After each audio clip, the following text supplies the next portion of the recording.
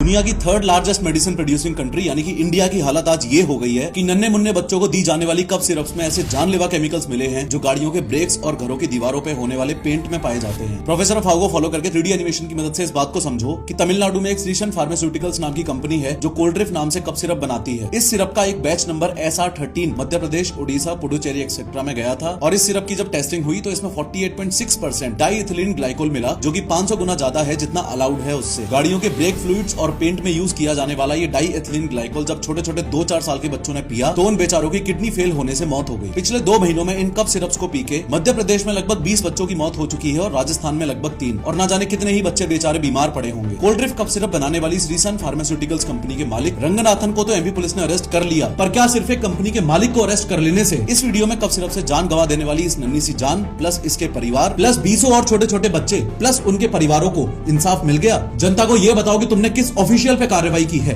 Health ministry और drug control department क्या सो रहे थे क्या? कौन से ड्रग कंट्रोल ऑफिसर्स हैं जिन पे नेग्लिजेंस के केस लगेंगे और वो जेल जाएंगे? हमें तो ये बता दो बस।